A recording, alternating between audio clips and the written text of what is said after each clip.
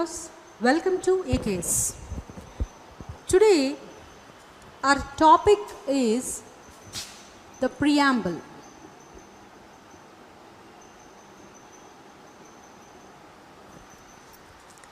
Praveshika, Rajyanga Praveshika, preamble of the constitution.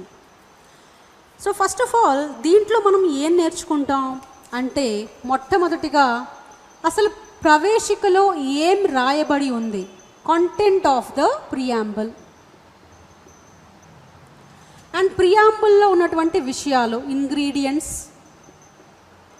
మూడవది important words ఏమేం mention చేయబడి ఉన్నాయి. నాలుగవది cases related to preamble. Finally, importance of preamble. So ప్రవేశికలో content ఏముంది? యాక్చువల్గా మనకి తెలుగులో వినడం, తెలుగులోనే చదువుకోవడం అనేది మనకి చాలా కంఫర్టబుల్గా ఉంటుంది. తెలుగు మీడియంలో రాసే విద్యార్థులకు, ఆస్పిరెంట్స్కి అందరికీ కూడా తెలుగులో క్లాసెస్ వినడం, అలాగే తెలుగు బుక్స్ చదువుకోవడం చాలా ఈజీగా ఉంటుంది. కానీ గతంలో జరిగినటువంటి ఏపీపీఎస్సీ పేపర్స్లో కానీ, మొన్న ఈ మధ్య జరిగినటువంటి గ్రూప్ 1లో కూడా రిజల్ట్స్ చాలా కాలం జాప్యం అవ్వడానికి ముఖ్యమైనటువంటి రీజన్ ఏంటి అంటే, ట్రాన్స్లేషన్ ఇంగ్లీష్ టు తెలుగు చేసినప్పుడు చాలా ప్రాబ్లమ్స్, దాంట్లో తప్పులు చాలా ఉన్నాయి. దానివల్ల కోర్టుకు వెళ్ళడం, కేసులు వేయడం ఇవన్నీ కూడా జరుగుతూ వస్తున్నాయి. సో మనకి కొన్ని సందర్భాలలో ఆన్సర్ తెలిసినా కూడా ఈ తప్పుల, ట్రాన్స్లేషన్లో జరిగేటువంటి తప్పుల వల్ల మనం ఆన్సర్లు అంటే మార్క్స్ కోల్పోయేటువంటి అవకాశం చాలా ఎక్కువగా ఉంటుంది. So as a polity faculty my suggestion is, మీరు ఇంగ్లీష్ పదాలు కూడా కొన్ని తెలుసుకోవడం అనేది చాలా ఇంపార్టెంట్. తెలుగులో చదువుకున్నప్పటికీ ఇంగ్లీష్ పదాలను కూడా కొన్నిటిని తెలుసుకుంటే మీకు ఈజీగా ఉంటుంది. ఎగ్జామ్లో ఏపీపీఎస్సీ క్వశ్చన్ పేపర్ మనం చూస్తే అక్కడ మనకి ఇన్స్ట్రక్షన్స్లో మెన్షన్ చేసి ఉంటుంది దట్ ఇంగ్లీష్లో ఇచ్చినటువంటి క్వశ్చన్సే ఆథెంటిక్ అని. సో ఇంగ్లీష్లో ఉన్న ప్రశ్నలే కరెక్ట్ అని ఏపీపీఎస్సీనే చెప్తోంది.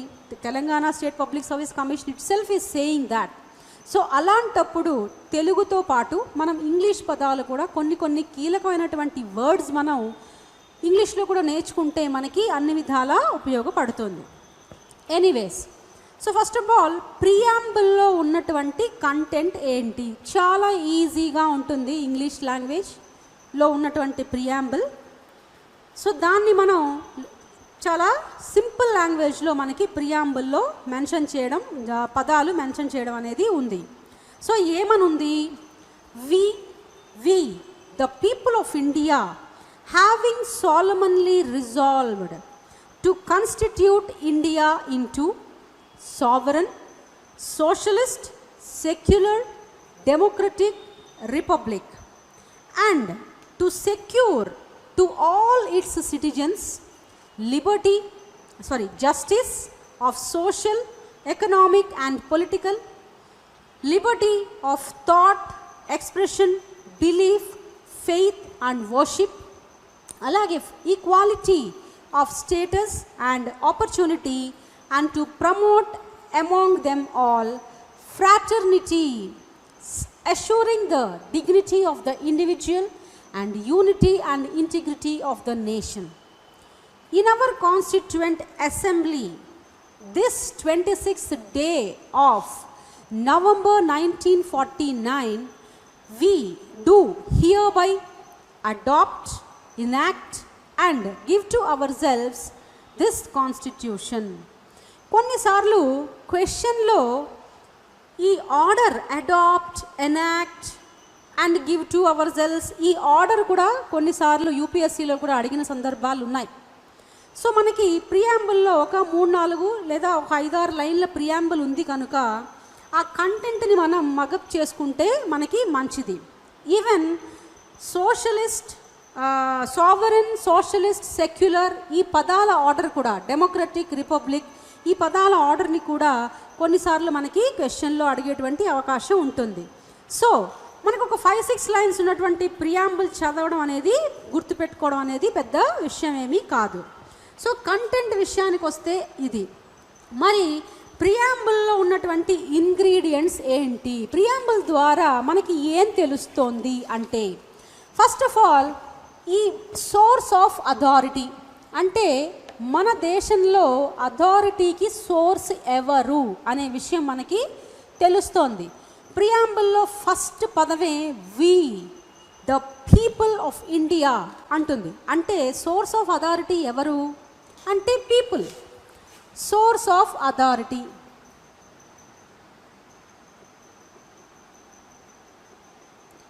ఎవరు? పీపుల్. అండ్ రెండవది ఏం తెలుస్తుంది మనకి? Nature of the Indian state తెలుస్తుంది. ఏమని? మన యొక్క స్టేట్ నేచర్ ఏంటి? మనం secular, sovereign, socialist, secular, democratic and republic. That is the nature of the Indian state. And then objectives of the constitution ఏంటి అనేది కూడా మనకి ప్రియాంబుల్ చెప్తోంది. ఏమని చెప్తోంది? ఆబ్జెక్టివ్స్ ఏంటిట? జస్టిస్ ఇవ్వాలి, ఈక్వాలిటీ ఇవ్వాలి, అలాగే లిబర్టీ ఇవ్వాలి, ఫ్రాటర్నిటీ కూడా ఇవ్వాలి. So these are the objectives. సాధించాలి. జస్టిస్, సామాజిక పరంగా న్యాయం ఉండాలి, ఇవ్వగలగాలి, అలాగే ఆర్థిక పరంగా రాజకీయ పరంగా ఇవ్వాలి. లిబర్టీ విషయానికి వస్తే all sorts of thought, expression, belief, faith, worship వీటన్నిటిలో కూడా స్వేచ్ఛను అందించాలి. అలాగే ఈక్వాలిటీ విషయానికి వస్తే అందరికీ కూడా సమానమైనటువంటి ఆపర్చునిటీస్, సమానమైనటువంటి స్టేటస్ని ఇవ్వాలి, అందించాలి. ఫ్రాటర్నిటీ, సోదర భావాన్ని పెంపొందించాలి. ఇవన్నీ కూడా ఆబ్జెక్టివ్స్, సాధించాల్సినటువంటి విషయాలు ప్రియాంబుల్ మనకి చెప్తోంది, ప్రవేశిక మనకి చెప్తోంది. అండ్ ఫైనల్గా డేట్ ఆఫ్ అడాప్టేషన్. ఎప్పుడు మన రాజ్యాంగాన్ని అడాప్ట్ చేసుకున్నాము అంటే క్లియర్గా చెప్తోంది. This 26th day of November 1949 అంటుంది. 26 నవంబర్ 1949 అనే ఈ రోజున మేము మా రాజ్యాంగాన్ని అడాప్ట్ చేసుకుంటున్నాము అని డేట్ ఆఫ్ అడాప్టేషన్ మనకి చెప్తోంది. సో ఈ 4 విషయాలు, ఒకటి సోర్స్ ఆఫ్ అథారిటీ, రెండవది nature of Indian state,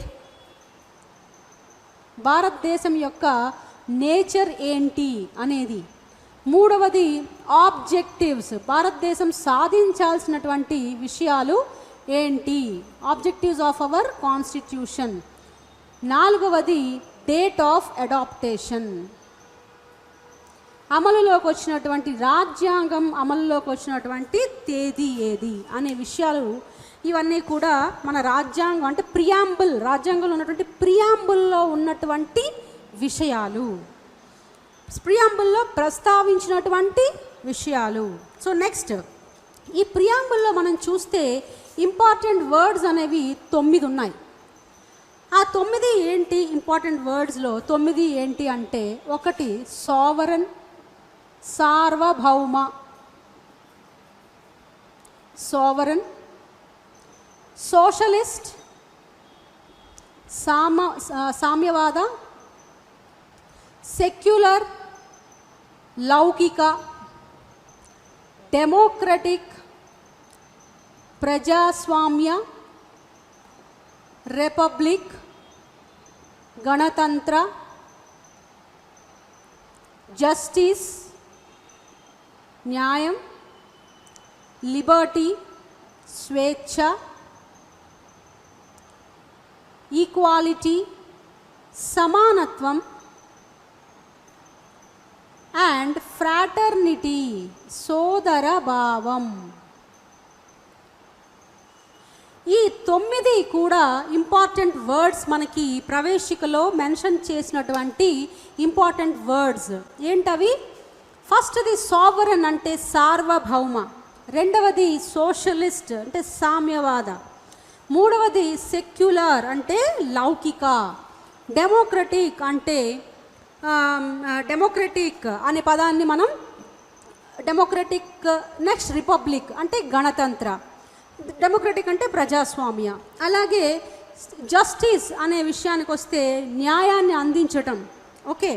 and then liberty point of వ్యూకి వస్తే స్వేచ్ఛ, ఈక్వాలిటీ అంటే సమానత్వం, ఫ్రాటర్నిటీ అంటే సౌభ్రాతృత్వం అంటే సోదర భావం.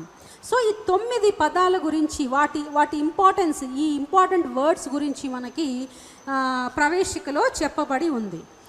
సోవరన్ అంటే సార్వభౌమ అనేటువంటి పదానికి మీనింగ్ ఏంటి అంటే ఇండియా ఈ రోజు నుండి ఎవరి మీద ఆధారపడి లేదు. It is not dependent. It is neither dependent nor a dominion of any other nation. అంటే ఏ ఒక్క రాజ్యం అంటే ఒక రాజ్యం కింద ఉండేటువంటి రాజ్యం కాదు. ఇది డిపెండెంట్ కాదు, ఇండిపెండెంట్, స్వతంత్ర దేశం ఇండియా అనేది. దీనికి ఏవైనా చేసేటువంటి హక్కు, సార్వభౌమాధికారం ఉంది. అంటే ఇది ఒక్కోసారి యుద్ధం చేసి వేరే ఫారెన్ టెరిటరీ, ఏదైనా వేరే దేశం యొక్క ప్లేస్ని ఆక్రమించుకోవచ్చు. అలాగే తన దేశంలో ఉన్న కొంత భాగాన్ని వేరే దేశానికి ఇవ్వనవచ్చు. అలాంటి డెసిషన్స్ ఓన్గా తీసుకునేటువంటి సార్వభౌమాధికారం కలిగినది ఇండియా అని మనకి ఈ పదం చెప్తోంది. అండ్ సోషలిస్ట్ అనే పదం విషయానికి వస్తే సామ్యవాదం అంటే ఇండియాలో మనకి ఉన్నటువంటి ఎట్లాంటి సామ్యవాదం ఉంది? డెమోక్రటిక్ సోషలిజం ఉంది. అంటే ప్రజాస్వామ్య సామ్యవాదం ఉంది. అంటే excuse me. So democratic socialism ఎలా ఉంటుంది? ప్రజాస్వామ్యంలో కూడా డెమోక్రటిక్ సామ్యవాదం అంటే ఇటు పబ్లిక్ అటు ప్రైవేట్ సెక్టర్ రెండిటికి కూడా మిశ్రమంగా ఇంపార్టెన్స్ ఇచ్చేటువంటి ఒక సామ్యవాదం.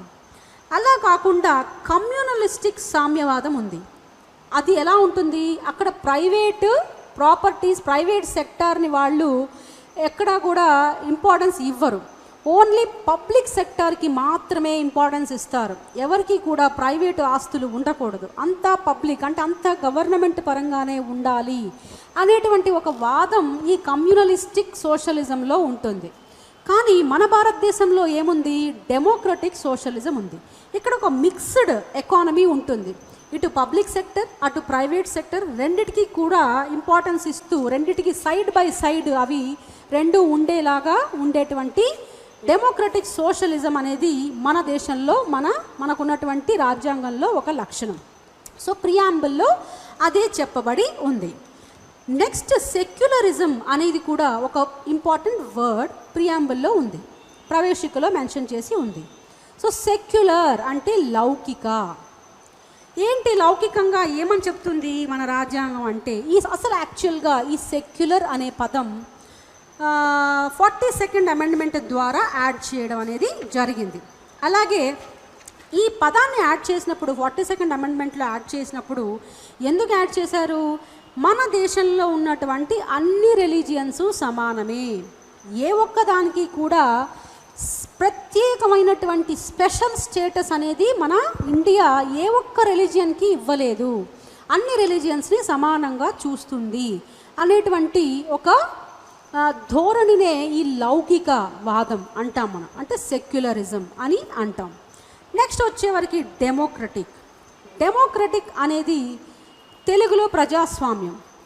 ప్రజలు దాన్ని పరిపాలించేటువంటి by the people, for the people, to the people అనేది ఈ ప్రజాస్వామ్యం యొక్క లక్షణం. సో ఇది గ్రీక్ వర్డ్స్ నుంచి డెమోక్రసీ అనేది డెమోస్క్రేషియా అనేటువంటి రెండు గ్రీకు పదాల నుంచి వచ్చిందే డెమోక్రసీ అనేటువంటి ఒక పదం. సో డెమోస్ అండ్ క్రేషియా అంటే, డెమోస్ అంటే పీపుల్, క్రేషియా అంటే రూలింగ్. వాళ్ళు పీపులే తమను తాము పరిపాలించుకోవటం, ప్రజలే పరిపాలించుకోవడం అనేటువంటి అర్థంలో ఈ డెమోక్రసీ అనే పదం అనేది వచ్చింది. సో మనకి కూడా by the people, for the people, to the people అని ఆల్రెడీ మనకి తెలుసు డెమోక్రసీ అంటే ఏంటి అని. అయితే డెమోక్రసీలో కూడా రెండు రకాలు ఉన్నాయి. అవేంటి? Direct, indirect.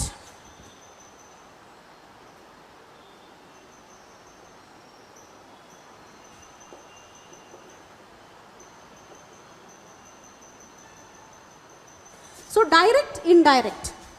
డైరెక్ట్ అంటే ఏంటి? యాక్చువల్గా డైరెక్ట్ డెమోక్రసీ అంటే నిర్ణయాలు ప్రజలే స్వయంగా తీసుకుంటారు. అంటే ఏదన్నా ఒక రాజ్యంలో ఒక నిర్ణయం తీసుకోవాలి, దాన్ని కొన్ని రకాల రెఫరెండం అని, అలాగే ఇనిషియేటివ్ అని, రీకాల్ అని, ఇలా రకరకాల పద్ధతులు ఉంటాయి. ప్రజల నుంచి ఆమోదాన్ని తీసుకునేటువంటి పద్ధతులు ఇవి. ఏంటవి? రెఫరెండం కానీ, ఇనిషియేటివ్ కానీ, అలాగే రీకాల్ అని, ప్లెబిసైట్ అని. ఈ పదాలన్నీ కూడా మీరు ఇంగ్లీష్లో నేర్చుకోవడమే ముఖ్యం. సో ఈ 4 ఇలాంటివన్నీ కూడా ప్రజల నుంచి ఆమోదం తీసుకునేటువంటి వివిధ రకాలైనటువంటి ప్రొసీజర్స్ ఇవి. సో డైరెక్ట్ ఎకానమీలో, డైరెక్ట్ డెమోక్రసీలో ప్రతి ఒక్క విషయాన్ని ప్రజల ఆమోదాన్ని డైరెక్ట్గా తీసుకుంటారు. ఫర్ ఎగ్జాంపుల్ స్విట్జర్లాండ్లో అలాగే జరుగుతుంది. ఏ ఒక్క నిర్ణయం తీసుకోవాలనుకున్నా ప్రజల ముందుకి పెడతారు, ప్రజలందరూ దానికి ఓట్ చేస్తారు. అది ఓట్ చేస్తేనే ఆ యొక్క నిర్ణయాన్ని అమలు చేయటం జరుగుతుంది. కానీ ఇండియా విషయానికి వస్తే ఏం జరుగుతుంది? ఇక్కడ ఇండైరెక్ట్ డెమోక్రసీ ఉంది. ఇండైరెక్ట్ అంటే ఏంటి? మన ప్రజలందరూ కలిసి వాళ్ళని పరిపాలించుకోవడానికి తమలో నుంచి ఒక నాయకుడిని ఎన్నుకుని ఆ నాయకుడికి పట్టం కడతారు. అంటే ఎలక్షన్స్ ద్వారా ఎన్నుకుని వాళ్ళని ప్రభుత్వం ఏర్పాటు చేసేటువంటి విధంగా వాళ్ళని చేస్తారు. అలా ఎన్నుకోబడినటువంటి నాయకుడే ప్రైమ్ మినిస్టర్. మొత్తం సెంటర్కి అయితే ప్రైమ్ మినిస్టర్ అవుతాడు, స్టేట్స్కి అయితే చీఫ్ మినిస్టర్ అవుతాడు. సో ప్రజల తరఫున ప్రజలు ఎన్నుకున్నటువంటి రిప్రజెంటేటివ్ పరిపాలించడాన్నే మనం ఇండైరెక్ట్ డెమోక్రసీ అని మనం అంటాం. క్లియర్? సో నెక్స్ట్, సో ఇలాంటి ఒక డెమోక్రటిక్ అనేటువంటి ఒక పదం గురించి మన ప్రవేశికలో చెప్పబడి ఉంది.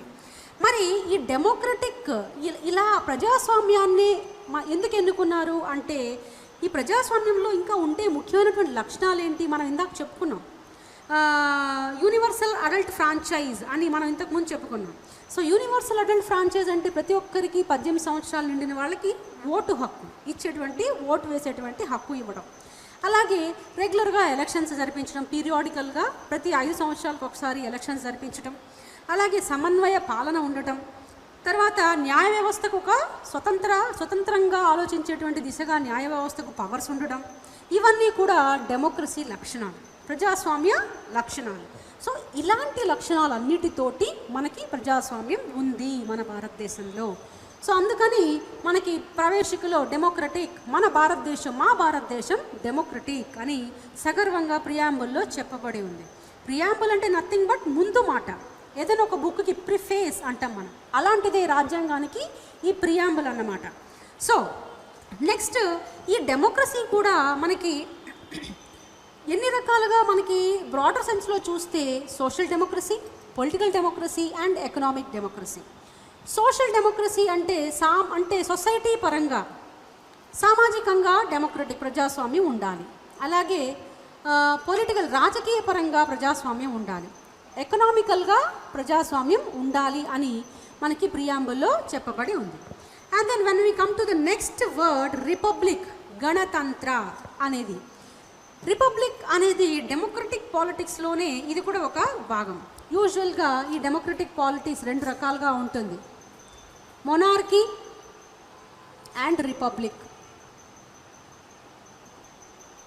మొనార్కీ అంటే ఏంటి? వంశపారంపర్యంగా, హెరిడిటరీగా హెడ్ ఆఫ్ ద స్టేట్ ఉండటం.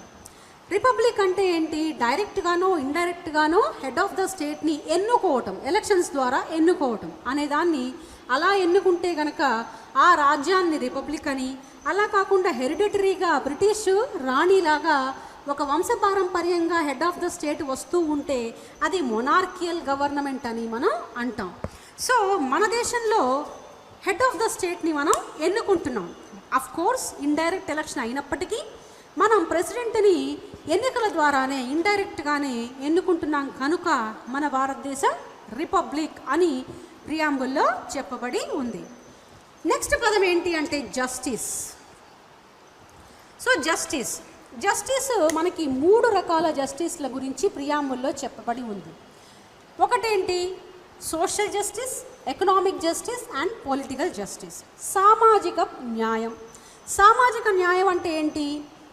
సమాజంలో ఉండేటువంటి యూజువల్గా కులం కానీ, మతం కానీ, పుట్టిన స్థలం కానీ, అలాగే రంగు, రేస్, సెక్స్, అబ్బాయా అమ్మాయా, ఇలాంటి విషయాల పరంగా ఎప్పుడూ కూడా డిస్క్రిమినేషన్ లేదా డిస్టింగిషన్ ఉండకూడదు, వివక్షత ఉండకూడదు. ఒకరు బాగా డబ్బులున్నాయనో వివక్షత చూపించడము, లేదా రిలీజియన్ హిందూయిజమా లేకపోతే ముస్లిమా అనే దాని మీద వివక్షత చూపించటం, రంగు నల్లగా ఉన్నారా తెల్లగా ఉన్నారా అనే విషయం మీద వివక్షత చూపించటం, ఏ కులానికి చెందినవాడు అనే విషయం మీద వివక్షత చూపించటం, ఇలాంటి వివక్షతలేమీ చూపించకూడదు. అప్పుడే మనం సోషల్ జస్టిస్ అందించినట్టు అవుతుంది అని ప్రియాంబుల్లో చెప్పబడి ఉంది. అలాగే ఎకనామిక్ జస్టిస్, ఆర్థిక పరంగా సమానత్వం అంటే జస్టిస్ ఉండాలి. ఎలా ఉండాలి? వాళ్ళకు ఉన్నటువంటి ఇన్కమ్, ఆస్తుల దృష్ట్యా కానీ, వాళ్ళు సంపాదిస్తున్నటువంటి డబ్బుల దృష్ట్యా కానీ వాళ్ళని డిస్క్రిమినేట్ చేయకూడదు, వాళ్ళల్లో మనుషులలో ప్రజలలో తేడాలు చూపించకూడదు. నెక్స్ట్ కమ్స్ సోషల్ జస్టిస్, అలాగే economic justice and political justice. What about political justice? రాజకీయ పరంగా న్యాయం ఏంటి? ఎలా చేస్తాం మనం రాజకీయ పరంగా న్యాయం అంటే ప్రతి ఒక్కళ్ళకి కూడా ఈక్వల్ పొలిటికల్ రైట్స్ ఉండాలి. అంటే ప్రతి ఒక్కళ్ళు ఓట్ చేయడానికి హక్కు ఉండాలి. అలాగే ఒకవేళ ఏమైనా పొలిటికల్ ఆఫీసెస్లో లైక్ ప్రైమ్ మినిస్టర్గా మీరైనా పోటీ చేయొచ్చు, నేనైనా పోటీ చేయొచ్చు, ఎవరైనా పోటీ చేయొచ్చు. అలాగే ప్రైమ్ మినిస్టర్ని ఎన్నుకోవడంలో మీకు అవకాశం ఉంది, నాకు అవకాశం ఉంది, అందరికీ అవకాశం ఉంది. ఆ విధంగా అన్ని విషయాలలో కూడా రాజకీయ పరమైనటువంటి విషయాలలో కూడా ఈక్వల్గా రైట్స్ ఉండాలి, డిస్క్రిమినేషన్ ఉండకూడదు అనేది మనం పొలిటికల్ జస్టిస్గా చెప్పుకుంటాం. When we come to the next word Liberty అంటే స్వేచ్ఛ. ఏ విషయాలలో మనకి స్వేచ్ఛ కావాలి? అసలు స్వేచ్ఛ ఎందుకు ఉండాలి అంటే ప్రతి ఒక్కరి పర్సనాలిటీ డెవలప్మెంట్ అవ్వడానికి, ఇండివిజువల్ పర్సనాలిటీస్ డెవలప్ అవ్వడానికి స్వేచ్ఛ, ఆపర్చునిటీస్ అన్నీ కూడా సమానంగా ఉండాలి అనే ఆ యొక్క యాంగిల్లో ఈ లిబర్టీని ఇవ్వడం అనేది జరిగింది. సో యూజువల్గా మన ఆలోచనలు, థాట్ అంటే మనం ఆలోచించేటువంటి ఏమైనా మనం ఆలోచించవచ్చు, మనకి స్వేచ్ఛ ఉంది. అలాగే ఏదైనా మనం ఎక్స్ప్రెస్ చేయొచ్చు, బాధ, సంతోషం, ఇంకేదైనా ప్రభుత్వంలో ఏదైనా ఇబ్బందులు జరుగుతున్నాయి, సరైనటువంటి యాప్స్ రావట్లేదు, ఏదైనా మనం ప్రశ్నించవచ్చు. అలాగే బిలీఫ్, నమ్మకం, మనం ఎవరినైనా నమ్మచ్చు, ఏ దేవుడినైనా నమ్మచ్చు, ఎవరి విషయంలోనైనా మనకి నమ్మకం ఉండొచ్చు. ఫెయిత్ అంటే ఎవరి మీదైనా కూడా విశ్వాసాన్ని మనం కలిగి ఉండొచ్చు. Okay, faith. అలాగే ఆరాధించవచ్చు, ఎవరినైనా ఆరాధించవచ్చు. వర్షిప్, మీరు ఎవరినైనా ఆరాధించవచ్చు. క్రిస్టియన్ జీసస్ని ఆరాధించవచ్చు, లేదా వివేకానందాన్ని ఆరాధించవచ్చు, లేదా రామకృష్ణ పరమహంసని ఆరాధించవచ్చు, లేదా ఏదైనా జైన్ మతాన్ని, జైన దేవుణ్ణి మీరు ఆరాధించవచ్చు. అలాగే బుద్ధుడిని ఆరాధించవచ్చు, ఎవరినైనా మీరు వర్షిప్ చేయొచ్చు అనేటువంటి విషయాన్ని ఈ స్వేచ్ఛ మనకి ఇవ్వబడింది. అలా అని చెప్పి మనం ఏమైనా చేయొచ్చు, మనకి స్వేచ్ఛ ఉంది కదా అని టెర్రరిస్ట్ యాక్టివిటీస్ మనం చేయకూడదు. వాటికి కూడా కొన్ని లిమిటేషన్స్ అనేవి ఉంటాయి. అవన్నీ మనం ఫర్దర్గా ఫండమెంటల్ రైట్స్ చాప్టర్ చూసేటప్పుడు డెఫినెట్గా వాటన్నిటి గురించి మనం తెలుసుకుంటాం. నెక్స్ట్ కమ్స్ ఈక్వాలిటీ, సమానత్వం. నెక్స్ట్ వర్డ్ మనకి ఈక్వాలిటీ ఉంది. సమానత్వం, ఏ విషయాలలో సమానత్వం ఇవ్వాలి? యూజువల్గా మనకి ఇచ్చేటువంటి ఆపర్చునిటీస్ విషయంలో మనకి సమానత్వం ఇవ్వాలి. ఎవరికి కూడా స్పెషల్ ప్రివిలేజెస్ ఉండకూడదు, అందరినీ సమానంగా చూడాలి, ప్రజలందరినీ సమానంగా చూడాలి. పబ్లిక్ ఎంప్లాయ్మెంట్లో ఆపర్చునిటీ సమానంగా ఉండాలి, చదువుకోవడానికి ఆపర్చునిటీ సమానంగా ఉండాలి. ప్రభుత్వానికి సంబంధించి అంటే న్యాచురల్ రిసోర్సెస్ అనుభవించడానికి సమానంగా మనకి అవకాశాలు ఉండాలి. అయితే మరి మనం కొన్ని రిజర్వేషన్స్ కల్పిస్తున్నాం, విమెన్ రిజర్వేషన్ ఇస్తున్నాం, అలాగే బ్యాక్వర్డ్ క్లాసెస్లో ఎస్సీ ఎస్టీస్కి వీళ్ళకి రిజర్వేషన్లు ఇస్తున్నాం. ఎందుకు ఇస్తున్నాము? రాజ్యాంగం ఎందుకు ఇస్తోంది అంటే దానికి మళ్ళీ కొన్ని ఎక్సెప్షన్స్ ఉన్నాయి. ఆ ఎక్సెప్షన్స్ ఏంటి అనేది మనకి ఫండమెంటల్ రైట్స్ చాప్టర్లో వస్తుంది.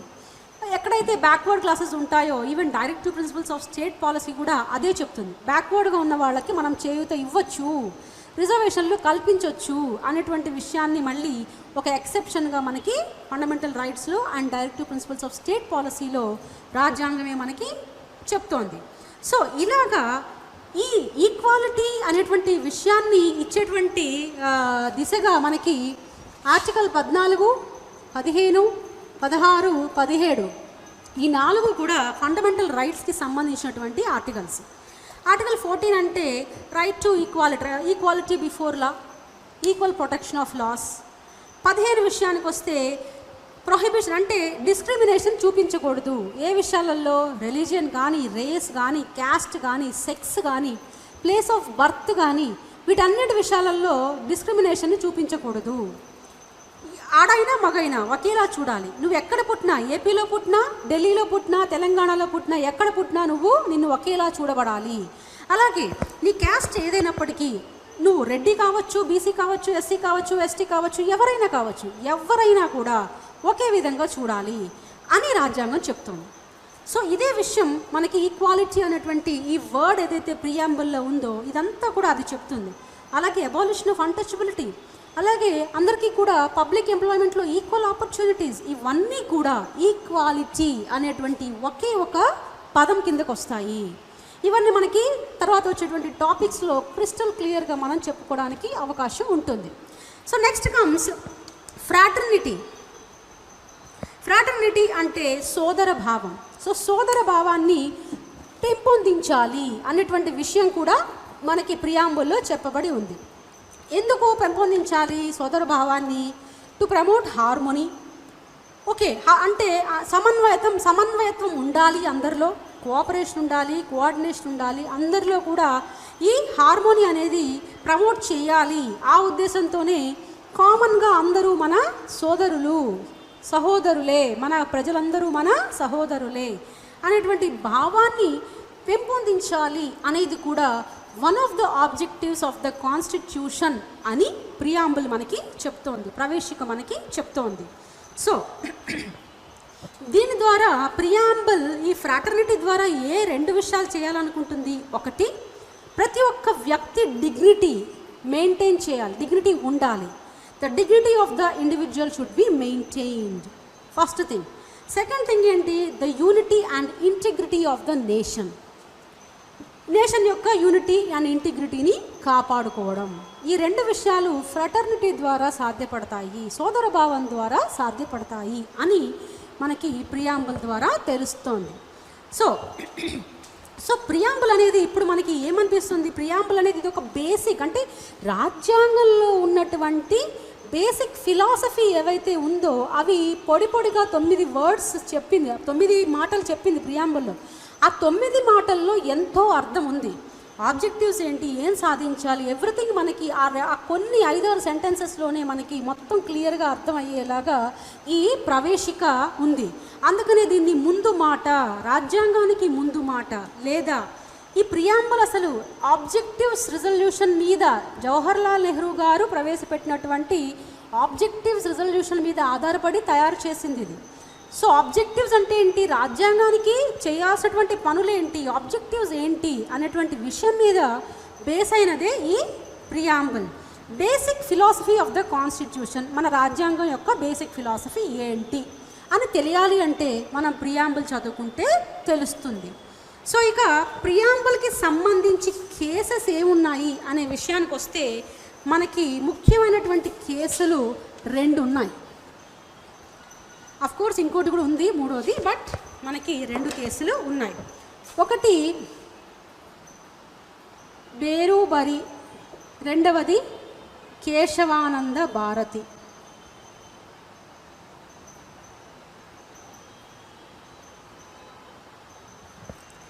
So Berubari case 1960, Kesavananda Bharati case 1967, ఇంకొకటి ఎల్ఐసి కేసు అని ఒకటి ఉంది. సో ఎల్ఐసి ఇండియా కేసు ఇది 1995. సో ఈ 3 కేసులు మనకి ప్రియాంబుల్కి సంబంధించినటువంటి కేసెస్. సో ఫస్ట్ బేరుబరి కేసు ఏదైతే ఉందో దాంట్లో మనకి సుప్రీంకోర్టు తీర్పిచ్చింది. ఏమని తీర్పిచ్చింది? అసలు ఎందుకు వచ్చింది ఇది? ప్రియాంబుల్ని అమలు చేయవచ్చా, ప్రియాంబుల్ని అమెండ్ చేయొచ్చా లేదా అనేటువంటి విషయాన్ని బేస్ చేసుకుని వచ్చినటువంటి కేసెస్ ఈ 3. సో బేరుబరి కేసులో సుప్రీంకోర్టు ఏమని తీర్పిచ్చింది? ప్రియాంబుల్ అనేది రాజ్యాంగంలోని భాగం కాదు, రాజ్యాంగంలో భాగం కాదు అంటే నెగిటివ్గా ఇచ్చింది. సో ప్రియాంబుల్ రాజ్యాంగంలో భాగం కాదు కాబట్టి మీరు దాన్ని అమెండ్ చేయటానికి, సవరించటానికి వీలు లేదు అని బేరుబరి కేసులో చెప్పింది.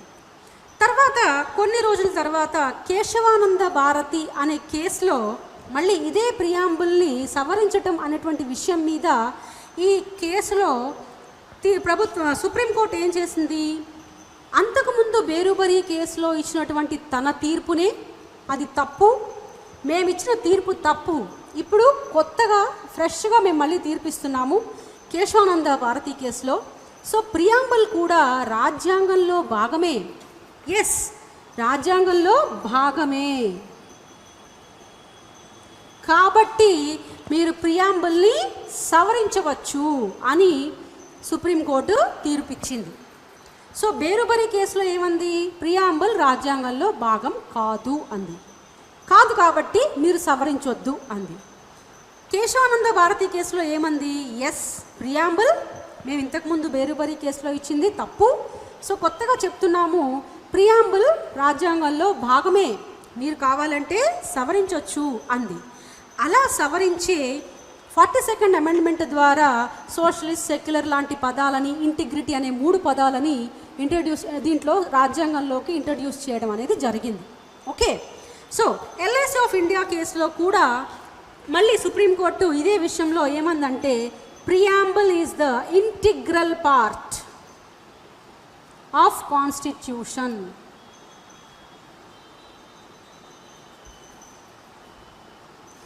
Preamble is the integral part of the constitution. ఇది ప్రవేశిక అనేది రాజ్యాంగంలోని అంతర్భాగమే అని మళ్ళీ కేశవానంద భారతి కేసులో ఇచ్చిన తీర్పునే మళ్ళీ నొక్కి వక్కాణించింది.